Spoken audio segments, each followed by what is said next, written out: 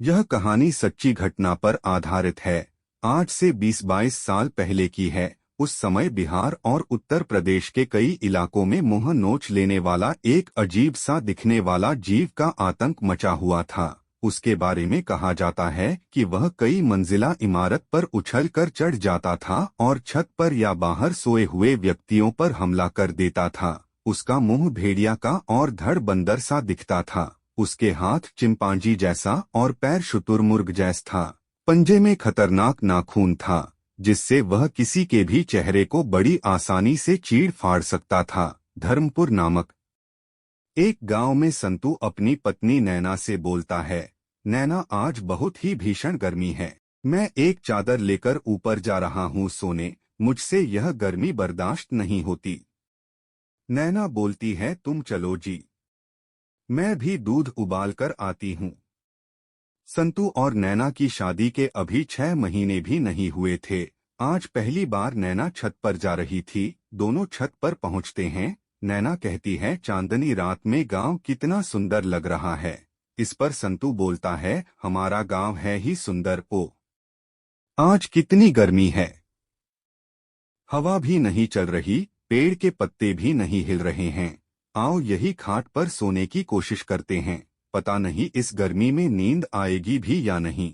नैना खाट पर लेटती हुई कहती है, मैं तो काफी थक गई हूँ, मुझे तो नींद आ रही है, मुझे सोने दो। थकी होने के कारण नैना को तुरंत नींद आ जाता है। गर्मी से बेहाल संतू छत पर इधर उधर टहलते रहता है। तभी छत के ऊपर किसी के गिरने की आवाज आती है। वह पलटकर देखता है, भेड़िए की शक्ल वाले एक खूंखार बंदर जैसा जीव जिसके टांग शुतुरमुर्ग से भी लंबे थे। उसकी लाल लाल आंखें संतू को घूरे जा रहे थे। इससे पहले कि संतू कुछ समझ पाता, वह जीव अपने खतरनाक पंजों से संतू का मुंह नोच लेता है। उसके नुकीले नाखून से नाक, कान और होठ सारे फट जाते हैं। वह दर्द से बिलबिला उठता है। उसके चीख को सुनते ही नैना की आंखें खुल जाती है। सामने संतू को लहूलुहान छटपटाते देख वह जोर से चीखती है। मुहनोचवा पीछे मुड़कर नैना पर भी अटैक कर देता है और उसका भी चेहरा को बुरी तरह से चीड़ फाड़ देता है। तभी उनके पड़ोसी मंगल सिंह अपने छत पर से टॉर्च जलाकर देखता है तो मुहनोचवा रोशनी देख भाग जाता है। सुबह वहां पर इंस्पेक्टर राकेश पहुंचते हैं। इंस्पेक्टर राकेश मंगल सिंह से पूछते हैं, हाँ तो मंगल सिंह जी, आपने रात में क्या देखा? मंगल सिंह बताता है, मुझे इन दोनों की चीख सुनाई दी, मैं तुरंत टॉर्च जलाकर देखा तो सन्न रह गया। संतू लहूलुहान पड़ा दर्द से कराह रहा था। एक विचित्र जीव भाभी के मुंह को नोच रहा था। टॉर्च की रोशनी से डर भाग गया। इंस्पेक्टर राकेश पूछते हैं, वह किधर भागा? मंगल सिंह कहता है, पता नहीं साहब, वह एक छलांग में ताड़ के पेड़ से भी ऊंचा उछल जाता था। कई कई घरों को एक छलांग में ही पार करते हुए तुरंत न जाने किधर विलीन हो गया। गांव का पहलवान बलजीत सिंह इंस्पेक्टर से बोलता है, इंस्पेक्टर साहब, आज मैं अपने छत के ऊपर सोऊंगा। मैं नहीं मानता कि ऐसा कोई जीव है। अगर है भी तो मैं उसे पकड़कर कल आपके हवाले कर दूंगा। मंगल सिंह समझाते हुए कहता है, नहीं बलजीत, उसकी फुर्ती और ताकत के आगे तुम्हारी ताकत कुछ नहीं। मौत से खेलने की कोशिश मत करो। बलजीत दंभ भरते हुए कहता है, चुप रहो, मैं तुम लोग जैसा नामर्द नहीं। देखता हूँ मुझे वह मुहनोचवा क्या कर लेता है।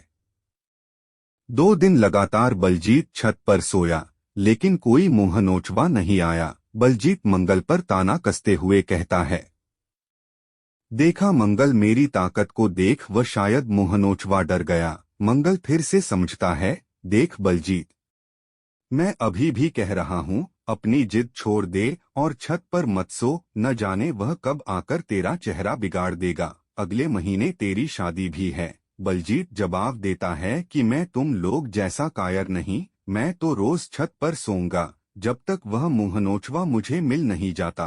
रात में 2 बजे के करीब बलजीत को छत पर किसी के आने की आहट सुनाई देती है। वह उठकर बैठ जाता है। तभी वह भयानक सा दिखने वाला मुहनोचवा उसके सामने आ जाता है। बलजीत अपने मुक्के से उस पर जोरदार प्रहार करता है, लेकिन मोहनोचवा के आगे उसकी एक नहीं चलती और मोहनोचवा सीधे उसके चेहरे को अपने धारदार नाखूनों से चीड़ फाड़ डालता है। इस तरह की घटना कई गांव में घटती है। गांव में दशहत का माहौल था। लोग छत पर सोना बंद कर दिए थे। जांच के क्रम में इंस्पेक्टर राकेश को पता चलता है कि उत्तर प्रदेश के एक गांव में एक व्यक्ति जगन को मोहनोचवा के बारे में बहुत जानकारी है। इंस्पेक्टर जानकारी जुटाने के लिए जाकर जगन से मिलता है। जगन पंडित इंस्पेक्टर राकेश को बताता है। क्या बताएं इंस्पेक्टर साहब, मेरा बेटा झगड़ू शुरू से ही बहुत बदमाश था। आए दिन किसी न किसी से झगड़ता रहता था। एक दिन मेरी बीवी सुरबाला ने इसके लिए उसकी बहुत पिटाई की और उसके खाना तक बंद कर दिए। लेकिन उसी रात सुरु का चेहरा अपने नाखूनों से नोच डाला। आगे सुरबाला बताती है, साहब उस दिन के बाद से वह घर नहीं आया। बाद में पता चला कि शमशान में औघड़ों के साथ मुर्दे को खाने लगा, जिससे उसके शरीर में विकृति आ गई और वह एक अजीब जीव मोहनोचवा बन गया। जगन पंडित कहता है, साहब वह मुझ पर कई बार अटैक करने की कोशिश कर चुका है।